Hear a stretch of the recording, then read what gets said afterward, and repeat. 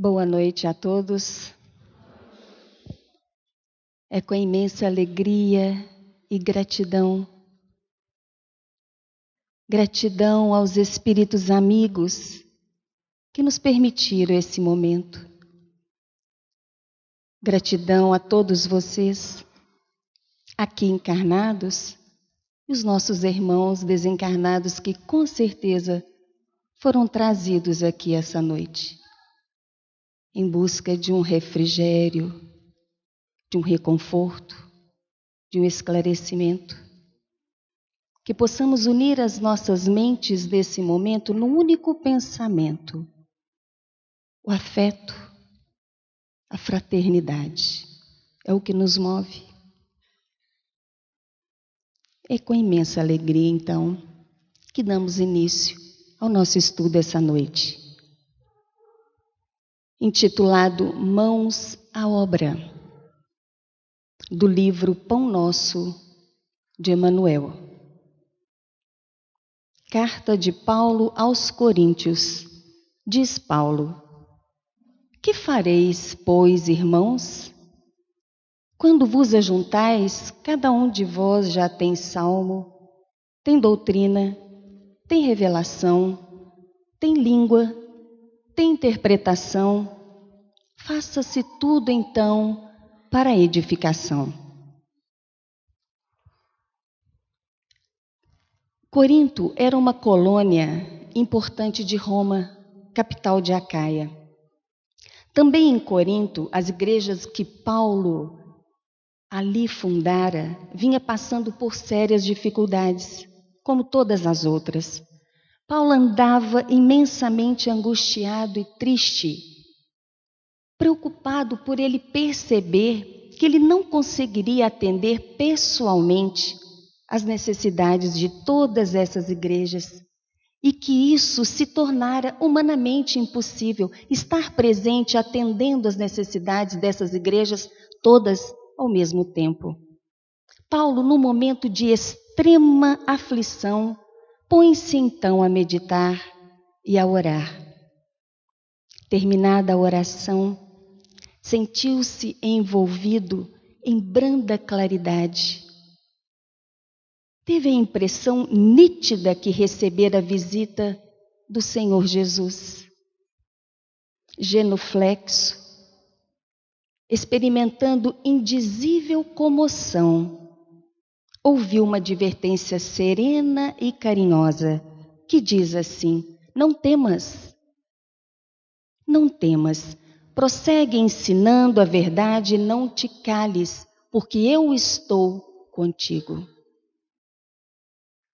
Jesus visita Paulo no momento de extrema aflição e afirma: não desanime, não te cales, estou contigo.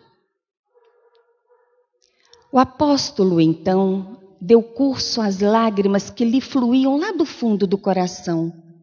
Aquele cuidado amoroso de Jesus para com ele penetrava-lhe no fundo a sua alma, em ondas cariciosas. A alegria do momento compensava todas as dores, todos os padecimentos do caminho.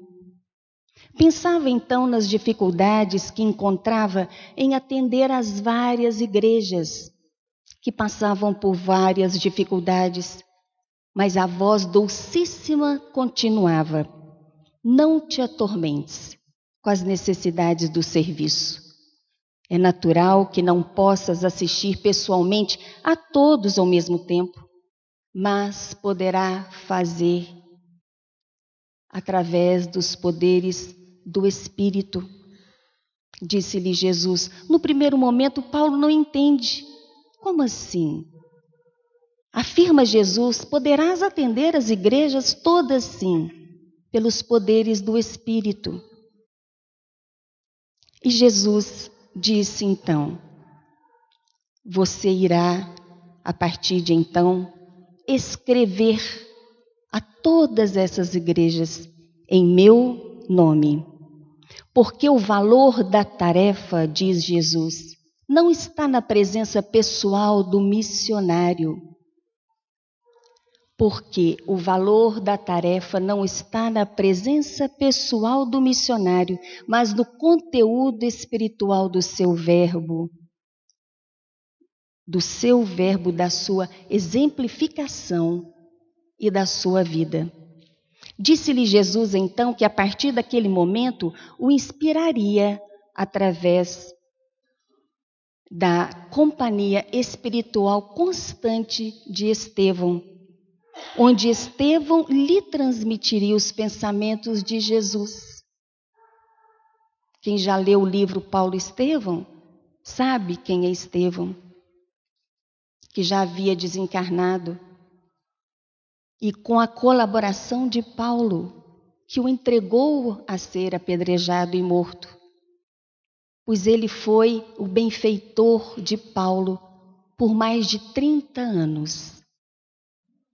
Então Jesus disse: a partir de então, você escreverá cartas para todas essas igrejas, onde Estevão será o seu benfeitor. Ele o inspirará através do meu pensamento. Portanto, as cartas de Paulo, contidas no Novo Testamento, foram todas ditadas diretamente da esfera do Cristo para Paulo de Tarso, através de Estevão. Portanto, tenhamos a certeza que todos nós que nos propusermos a desenvolver um trabalho sério sob o amparo de Jesus, nunca estaremos sós. Nunca estaremos desamparados. Sempre vamos estar acompanhados, sempre teremos a cooperação, muitas das vezes anônima, de um benfeitor. Todas essas informações, para que alguém queira checar, está no livro Paulo e Estevão, na segunda parte, intitulado no capítulo Epístolas. Costumamos então a nos referir a Paulo de Tarso como convertido de Damasco, como já ouvimos falar, ou apóstolo dos gentios. Também nos referimos a Paulo como apóstolo dos gentios, mas isso vai muito além disso. Muito além de um apóstolo, de um convertido. Porque quando Paulo encontra com Jesus às portas de Damasco, ele não só se converte ao cristianismo, Paulo se rende a Jesus. Paulo se rende, se entrega totalmente a Jesus. Ele que antes perseguia o Cristo, naquele momento, ele passa, além de se converter ao cristianismo, a se entregar ao Cristo, ao trabalho do Cristo totalmente. Ele se entrega ao trabalho árduo e incessante da divulgação da Boa Nova, para a implantação do reino de Deus nos corações humanos. Paulo se rende a tal ponto que, diante daquela expressão doce e persuasiva do Mestre Nazareno, naquele momento ele faz a sua primeira profissão de fé. Naquele momento, ele simplesmente diz a Jesus: Senhor, o que queres que eu faça? Ele não pergunta com que intensidade, quanto, quando, aonde, se é pela manhã, se é pela noite, se eu vou precisar viajar, se eu não vou. Ele simplesmente pergunta: Senhor, o que queres que eu faça? Simplesmente se rende ao Cristo. Vejamos então que essa advertência de Paulo nessa carta aos Coríntios, quando ele diz: que fareis então, irmãos? Que fareis? Se nós já temos tudo pronto. Ele pergunta: quando vos ajuntais, que é o que estamos fazendo agora, ele pergunta: cada um de vós já tem salmo, já tem doutrina, já tem revelação, tem língua, tem interpretação? O que estamos esperando para trabalhar então na seara do Cristo? O que estamos esperando para nos entregarmos a Jesus? verdadeiramente, sem restrições. Lógico que não estamos aqui fazendo nenhuma apologia a algo absurdo. Mas, via de regra, nós fazemos restrições. Só posso de tal forma, só posso em tal momento, só posso até aqui, a partir daqui eu não posso. Não é assim? Paulo, então, nos diz nessa carta aos Coríntios que temos tudo pronto em nossas mãos para colaborar. O que nos falta? O que está faltando para essa nossa entrega que Cristo tanto espera e conta conosco? Pois ele não disse àquele juiz que os seus colaboradores viriam de toda parte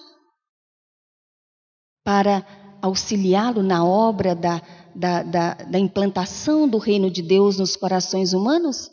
Ele disse que os seus colaboradores viriam de todas as partes.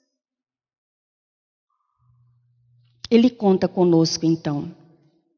O conteúdo dessa carta que Paulo envia a Corinto apreciava diversos problemas espirituais dos companheiros, mas nós podemos insular essas dificuldades, esses problemas, às nossas situações atuais de hoje.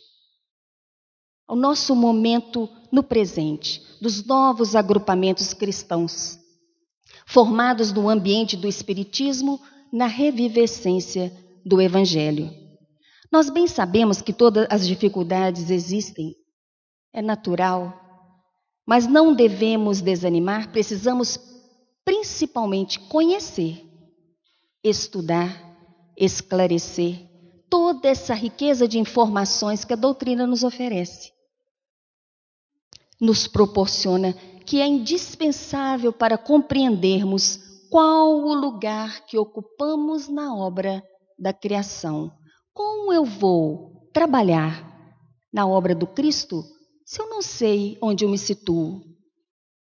Onde eu me encaixo em tudo isso? Qual é a parte que me compete? Precisamos nos perguntar. Mas para sabermos qual a parte que nos compete, em primeiro lugar, precisamos saber o que estamos buscando. Nós sabemos o que estamos buscando? Em busca de quê?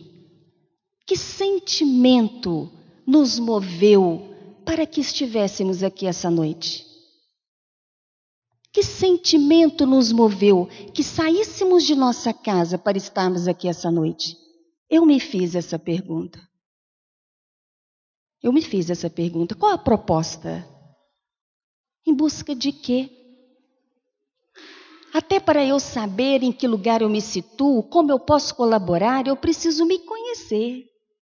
Eu preciso saber o que eu estou buscando. Não é simplesmente acompanhar um grupo de pessoas. Não, eu vou porque lá me disseram que é muito bom.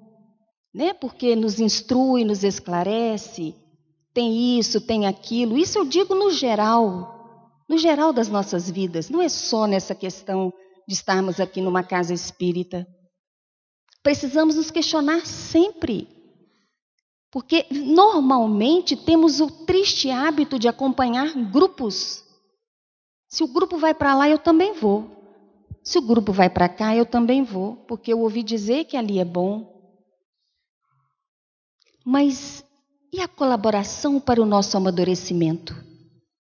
Espiritual, psicológico, só eu posso colaborar com esse meu crescimento? Não vai ser o grupo que vai me auxiliar nisso. Isso é individual. Precisamos, então, nos questionar. Quando Jesus, naquela passagem de João, quando Jesus percebe que os 2 discípulos, André e João Evangelista, se eu não me engano, acompanham Jesus, Jesus vira para trás e pergunta: que buscais? Por que vocês estão me acompanhando?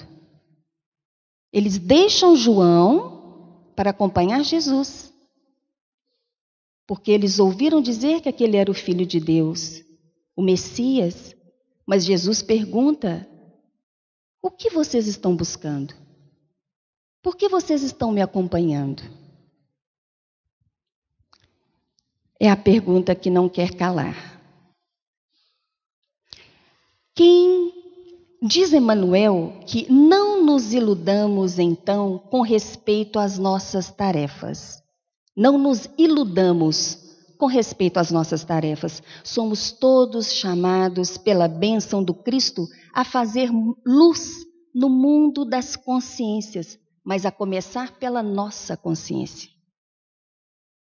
Somos convidados a participar, a colaborar, sim, mas a começar por nós, pela nossa consciência, pelo nosso esclarecimento, dissipando as trevas do materialismo ao clarão da verdade, não pelo espírito da força, como se fazia lá atrás, na época de Moisés, mas pela força do espírito, a expressar-se em serviço fraterno, entendimento e educação.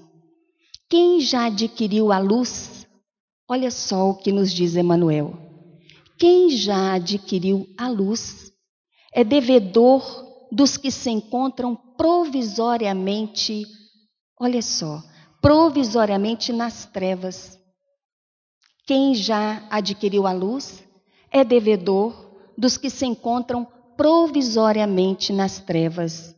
E é assim conosco, porque se demos conta de caminhar, de adquirirmos algum conhecimento, de conquistarmos alguma coisa, é porque fomos auxiliados. Fomos auxiliados por espíritos que torcem por nós, espíritos amigos que nos assistem, que nos amparam e que torcem pelo nosso sucesso, pelo nosso progresso, pelo nosso crescimento. Ou vocês acham que toda a nossa caminhada estamos só? É por nós mesmos?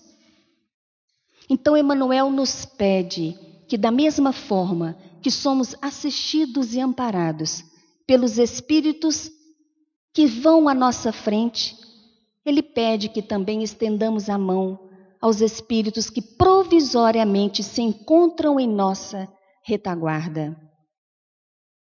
Estendamos a mão no trabalho na seara do Cristo, aonde for possível.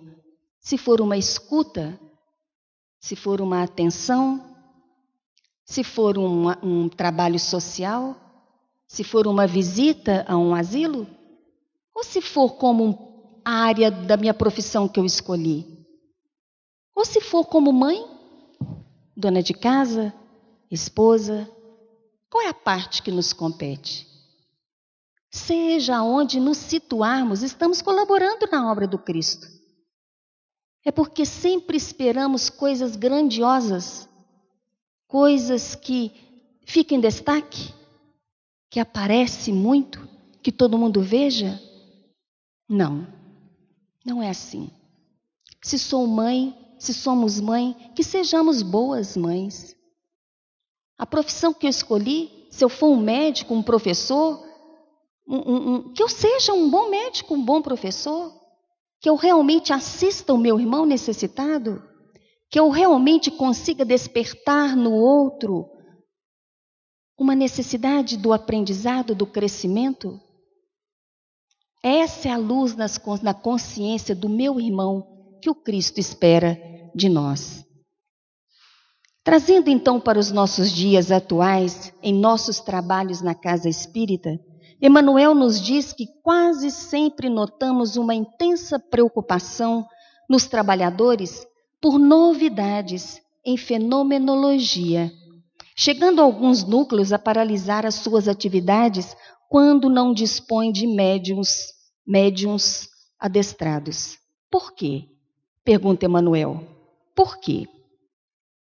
Longe de mim polemizar a esse respeito, sabendo da fonte inesgotável de observação e aprendizado que as reuniões mediúnicas nos oferecem e da qual fazemos parte. Mas, como em tudo na vida, também o trabalho mediúnico da casa espírita requer respeito, seriedade, compromisso e disciplina. Se não tivermos seriedade, disciplina, compromisso, em qualquer área da nossa vida, as coisas não vão fluir. Por que seria diferente? Na casa espírita, no trabalho mediúnico, a responsabilidade e o compromisso é o mesmo. Nos alerta Kardec, em O Livro dos Médiuns, ele diz: o entusiasmo, porém, não reflete, deslumbra. O entusiasmo, a empolgação, nos trava a condição de raciocinarmos. Então não reflete, simplesmente deslumbra. Então perguntemos a nós mesmos, onde nos encaixamos em tudo isso? Quando preparávamos então esse estudo, nós nos lembramos daquela passagem de Jesus e Nicodemos, que eu tenho certeza que vocês já conhecem, que Nicodemos era um fariseu notável porque ele era muito inteligente, estudava muito Nicodemos. E ele vai procurar Jesus, ele queria muito bater um papo com Jesus, trocar umas ideias, mas ele foi procurar Jesus à noite, às ocultas, escondidinho. Ele não queria que ninguém visse, não queria se comprometer. Quantas vezes já fizemos isso? Quantas vezes já procuramos alguma coisa, às vezes até mesmo a casa espírita escondidinho, porque a gente não quer que ninguém fique sabendo, né? Então Nicodemos fez isso, procurou Jesus às ocultas, à noite, e disse assim a Jesus: sabemos que és mestre, vindo da parte de Deus, porque ninguém pode fazer esses milagres que tu fazes se Deus não estiver com ele. Interessante essa fala de Nicodemos, eu me coloquei para pensar. Se Nicodemos afirma que acredita no Cristo, por que ele não acompanhou o Cristo? Por que ele não deixou tudo, os seus estudos, o seu trabalho na sinagoga e foi acompanhar Jesus? Por quê? Sabem por quê? Porque até então ele só conhecia de Jesus os fenômenos, as curas. E o fenômeno nem sempre convence. Nem sempre. Pode convencer temporariamente, mas logo, logo a gente fica perguntando, mas como é isso? Como que se dá? Então, ele não tinha substância, ele não tinha material para acompanhar Jesus. Porque o fenômeno, o fato em si, nem sempre convence. Não basta crer nos milagres, nas curas, nas comunicações espirituais, se faz necessário, em primeiro lugar, crer na palavra, na doutrina de Jesus, a qual nos apresenta a doutrina espírita. Quando Jesus falou, então, para Nicodemos das verdades espirituais, quando Jesus falou a Nicodemos da reencarnação, mais atordoado Nicodemos ficou. Ele não entendia, ele não tinha sentimento capaz para absorver aquele entendimento. Então, quando Jesus disse a ele que ninguém poderá ver o reino de Deus se não nascer de novo, ele não entende como nascer de novo, eu vou voltar para o ventre da minha mãe, já adulto? Ele fica tão atordoado que vai embora. Simplesmente vai embora e deixa Jesus, sem continuar a conversa. Por quê? Não havia compreensão, não havia base, entendimento do que Jesus dizia. A falta do estudo, do esclarecimento, trazendo para os nossos dias de hoje. Então, não basta crer nos milagres, não basta crer nas curas, não basta crer nos fatos. É preciso compreendê-los depois de os haver estudado. Não basta dizer que os fatos vêm de Deus, como diz Nicodemos, eu acredito que vêm de Deus. Mas como eles vêm de Deus? Como? Como esses fatos vêm de Deus? Como a possibilidade de nos comunicarmos com os espíritos desencarnados, como isso se dá? Como isso acontece? Então, além de tudo, de sabermos que tudo isso vem de Deus, precisamos entender como isso vem de Deus. Os processos, como se dá. Isso nos trará uma base sólida, com entendimento. E a partir disso, o fenômeno, então, se tornará de fácil entendimento, de fácil compreensão e se fortalecerá em nossas vidas. No livro Viagem Espírita, em 1862, Viagem Espírita, em 1862, um livro fantástico de Kardec. Ele nos traz o conhecimento de uma viagem que ele fez, onde ele foi visitar vários centros espíritas. E foi em Lyon, o primeiro discurso que ele fez, onde ele disse assim: entre os que adotam as ideias espíritas, há, como bem sabeis, 3 categorias bem distintas. Os que creem pura e simplesmente nos fenômenos das manifestações, mas que delas não deduzem qualquer consequência moral. Segundo, os que percebem o alcance moral, mas aplicam aos outros e não a si mesmo. Não é o que acontece com a gente não está sempre querendo evoluir o outro? Sempre querendo evoluir o outro. Às vezes a gente observa, a gente conversa com as nossas amigas, a gente recebe uma mensagem bonita, bacana, você lê aquela mensagem e fala, mas o fulano de tal está precisando dessa mensagem, eu vou levar para ele. Eu nunca estou precisando. Não é assim? A gente quer sempre evoluir o outro. Esquece que esse processo se dá individualmente, é pessoal e intransferível de cada um. Terceiro, então, diz Kardec, os que aceitam pessoalmente todas as consequências da doutrina e que praticam ou se esforçam por praticar a sua moral. Estes, vós bem sabeis, são os espíritas praticantes, os verdadeiros espíritas. Conhece-se o verdadeiro espírita ou cristão pelo seu esforço, não é assim? Em domar as suas más tendências, as suas más inclinações. Pelo seu esforço. Porque não é da noite para o dia. Não é de um momento para o outro. É uma caminhada. E o verdadeiro espírita é alguém que sempre está em luta com as suas imperfeições. Sempre está em luta com as suas imperfeições. Senão de que adiantaria? Tanto esforço, tanto empenho, tanta busca. Se não trabalharmos essa questão das nossas más tendências, abandonar o homem velho e abrirmos para os novos conhecimentos, para o homem novo, com responsabilidade e compromisso. Joana de Ângeles nos diz, a mentora do Divaldo Franco, ela nos diz que só através de um mergulho profundo no âmago do ser encontraremos as respostas. Essas respostas que estamos falando. Só através de um mergulho profundo, de estar consigo mesmo, de estarmos presentes na presença. Quem está presente na presença nesse momento? Via de regra, estamos poucas vezes presentes em nós mesmos, vivendo agora.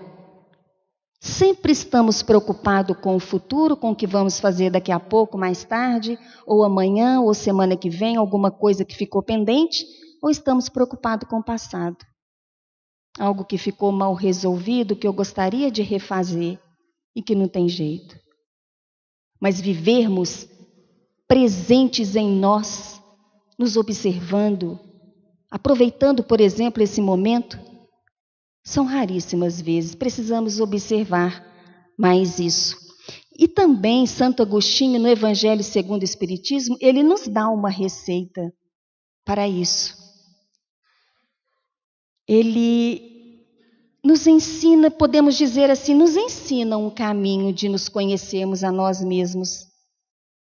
Ele diz assim, no fim de cada dia, eu interrogava a minha consciência. Passava em revista tudo o que tinha me acontecido naquele dia. se eu não tinha faltado ao cumprimento de algum dever e se ninguém tinha motivo para se queixar de mim. E se alguém tinha algum motivo para se queixar do comportamento dele naquele dia. Será que damos conta de nos questionarmos assim? Será que damos conta de, no final do dia, lembrar, mas eu não devia ter falado com aquela pessoa da maneira que eu falei. Eu não deveria ter feito aquilo no trânsito que eu fiz, aquela atitude impensada, porque eu não deixei o outro passar. Será que alguém está chateado comigo, vai dormir hoje magoado comigo? Será que damos conta de nos questionarmos, mas com verdade, com transparência, com verdade, com vontade de fazer diferente amanhã? Nos diz Emmanuel o seguinte: quem segue o Cristo, vive-lhe o apostolado. Quem segue o Cristo, vive-lhe o apostolado. Não tem como servir a causa do Cristo mais ou menos.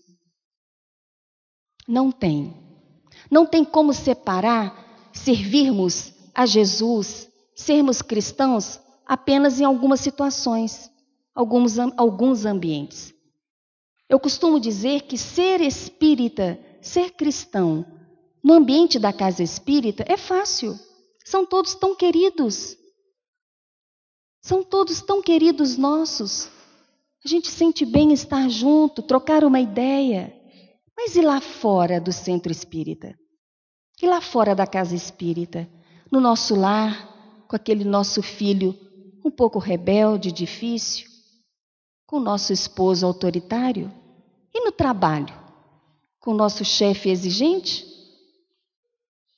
E aí? Aí lá eu não sou cristão. Eu não sou espírita. Eu chuto o pau da barraca, como diz o outro. Brigo, discuto. E aqui não. Então, não dá mais para separarmos. É um trabalho, é uma construção, é um passo de cada vez. Sabemos disso. Não é da noite para o dia. Mas precisamos começar. Precisamos começar. Não dá para separar. Temos que nos esforçar, devemos nos esforçar para isso, para sermos cristãos, sermos coerentes conosco mesmo, né? Porque se formos incoerentes conosco, vai dificultar muito o nosso crescimento, o nosso amadurecimento, porque eu estou confundindo a minha própria consciência. Me comporto de maneiras diferentes, em ambientes diferentes, mas não exercito a tolerância, a compreensão, a paciência que deveria, porque nesses lugares difíceis, com essas pessoas, entre aspas, difíceis, porque via de regra somos também muito difíceis, né? Então é nesses ambientes que nos é dada a oportunidade de trabalhar essas dificuldades. Aonde está tudo bem, como eu vou poder exercitar essa tolerância se está tudo bem? Então é nesses momentos que temos que nos lembrar de nos calar. Talvez seja o momento de nos calar, de ouvir simplesmente, esperar o tempo. Esse é o esforço, um passo de cada dia, né? Temos então, será, a consciência de que a nossa tarefa é trabalharmos pela causa do Cristo, não pela causa dos homens. Por que será que ainda nos apaixonamos tanto, com tanta veemência, pelas criaturas humanas, pelas suas ideias, por programas transitórios? Somos todos muito falíveis ainda. Todos somos falíveis. Como todos os programas transitórios são falíveis. Precisamos nos perguntar então, o que é realmente importante para mim? Qual é o verdadeiro sentido da vida? Sabemos que é da lei natural que todos iremos evoluir, aprender, melhorar. Uns escolhem caminhos mais suaves, mais tranquilos, e outros preferem caminhos mais longos, tortuosos, porque a escolha desse caminho é individual, pessoal e intransferível. Está em nossas mãos. Não adianta tentarmos culpar o outro pelos nossos insucessos. Não adianta. Porque minha mãe, eu tenho um trauma que a minha mãe me criou assim, né? Eu tenho um trauma porque o meu irmão fez isso comigo. Não. Está em nossas mãos fazer diferente. Tudo está como precisa estar, na intensidade que precisa estar, no lugar que precisamos estar. Então, crescer, tirar aprendizado dessas situações, está em nossas mãos. Não está na mão do outro. Então, culpar o outro pelos nossos insucessos, pela nossa infelicidade, não cola mais. A partir do momento que estamos de contato com a doutrina espírita, isso cai por terra, porque está nas nossas mãos fazer diferente. Deus nos dá a liberdade, ou seja, o livre-arbítrio de escolher o caminho que desejamos trilhar, mas também nos deixa sofrer as consequências das nossas más escolhas, não como punição, mas para o nosso aprendizado. Não podemos esquecer, então, que o ponto capital do Espiritismo é a moral. É aí que devemos empenhar os nossos esforços, afirma Kardec. O ponto capital do Espiritismo é a moral. É importantíssimo ressaltar, então, que o Espiritismo não cria uma nova moral. Quando a gente tem o contato com a doutrina no início, quando começamos no início, a gente acha tudo tão bonito, tão esclarecedor, que nos parece algo tão diferente, tão novo, mas não é. A doutrina espírita não cria uma nova moral, ela simplesmente nos ajuda a compreender a moral do Cristo. Simplesmente nos ajuda a compreender a moral do Cristo, que está aí para nós há tanto tempo, mas que chegou o nosso momento, através do contato com a doutrina espírita, esse esclarecimento para nos ajudar. O que vocês acham, então? O progresso moral segue sempre o progresso intelectual? Tem essa pergunta no Livro dos Espíritos. Eles dizem que não. É uma consequência. O progresso moral é uma consequência do progresso intelectual, mas não segue imediatamente. Então, isso explica claro para nós que também não basta só teoria. Também não basta só estudar. Tem que haver equilíbrio. Eu preciso colocar em prática o que eu aprendo. Esse é o nosso progresso moral. Nos esforçarmos para colocar em prática no nosso dia a dia o que aprendemos na casa espírita, o que aprendemos nas obras espíritas, o que Kardec, através da espiritualidade maior, trouxe para nós. Precisamos estar atentos nisso. E mesmo assim ainda equivocamos tanto. Então, não basta só estudar, ler todas as obras para que possamos caminhar no nosso progresso moral. Porque Paulo de Tarso nos diz que a maior luta, a maior batalha é a luta interior. É a nossa luta interior conosco mesmo. Alcançaremos esse progresso moral a partir do momento que nós conseguimos sentir o Evangelho, ou seja, sentimos os ensinamentos do Cristo em todas as nossas ações diárias. Porque o Cristo não estabelece linhas divisórias entre o templo e a oficina. Está no prefácio do livro Caminho, Verdade e Vida. O Cristo não estabelece linhas divisórias entre o templo e a oficina. Toda a terra é seu altar de oração e seu campo de trabalho ao mesmo tempo. Então, em todos os lugares que estivermos, todas as oportunidades que tivermos, podemos trabalhar para o Cristo. Usamos tanto a palavra moral, sempre estamos falando essa palavra em conversa, tentando compreender. Eu vejo que lá na época de Kardec isso já era um ponto em questão, porque Kardec mesmo nos diz, ele vem nos dizer no livro A Viagem Espírita, em 1862, o que vem a ser essa moral. Ele diz assim, o que vem a ser essa moral? Amai-vos uns aos outros, perdoai os vossos inimigos, retribuí o bem ao mal. Não tenhais ira, nem rancor, nem animosidade, nem inveja, nem ciúme. Sede severos para convosco mesmos, indulgentes para com os outros.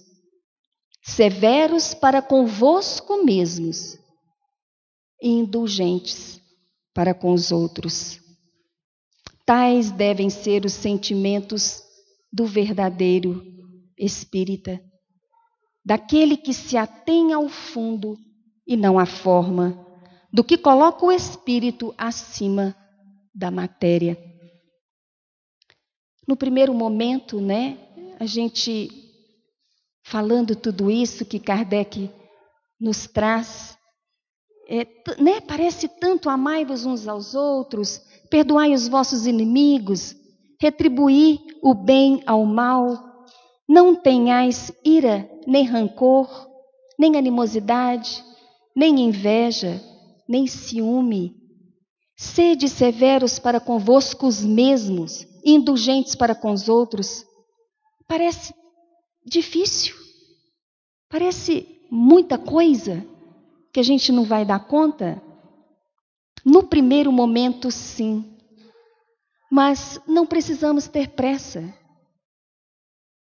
Não precisamos ter pressa, porque a obra do Cristo ela é paciente e longa.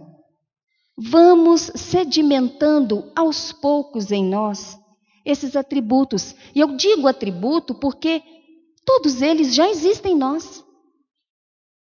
Eu digo atributo por isso, porque tudo isso que Kardec nos diz, que devemos amar o nosso inimigo, retribuir o bem ao mal, não ter rancor, não ter ira, isso nós já trazemos em nós de forma latente, em germe, à espera de desenvolver.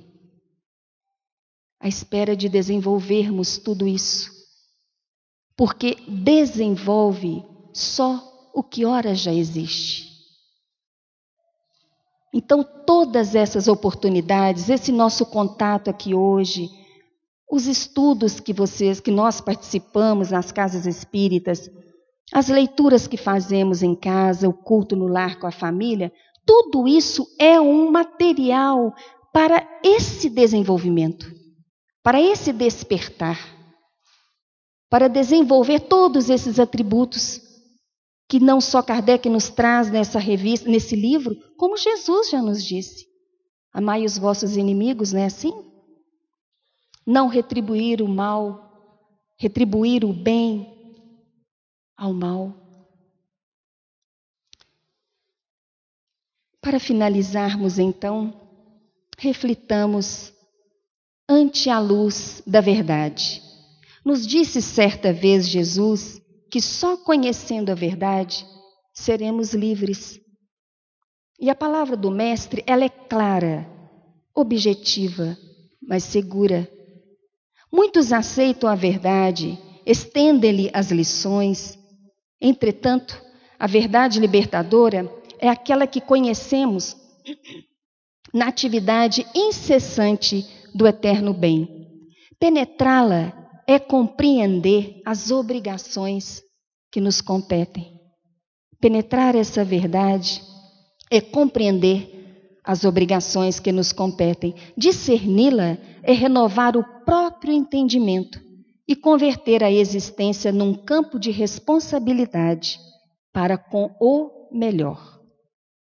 Só existe verdadeira liberdade na submissão ao dever fielmente cumprido. Olha só que interessante. Só existe verdadeira liberdade na submissão ao dever fielmente cumprido. Conhecer, portanto, a verdade é perceber o sentido da vida. E perceber o sentido da vida é crescer em serviço e burilamento constantes. Observa desse modo a tua posição diante da luz.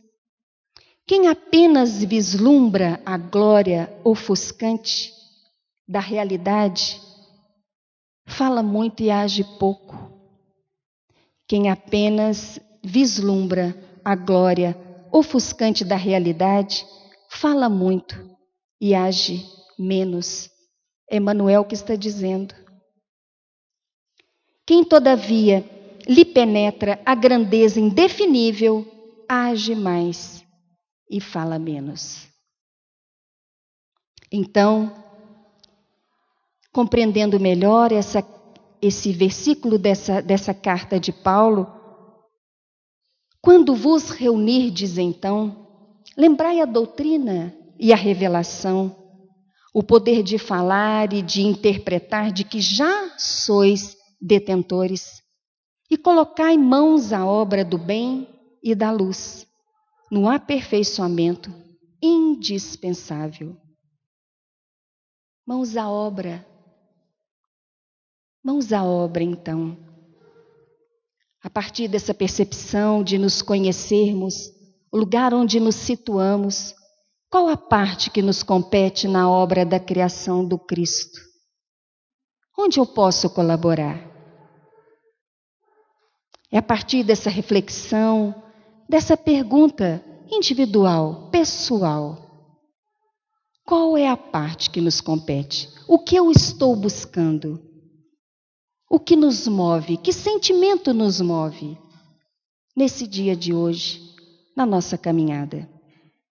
Agradeço a todos pela atenção, pelo carinho em me ouvir, e que os espíritos amigos que nos assistem possam nos fortalecer em toda essa reflexão de nossa noite, desse nosso encontro, para que a gente possa, um passo a cada vez, sem pressa, um passo a cada vez, nos observarmos mais e sabermos responder o que estamos buscando, qual a parte que nos compete e onde podemos colaborar na obra da criação. Boa noite.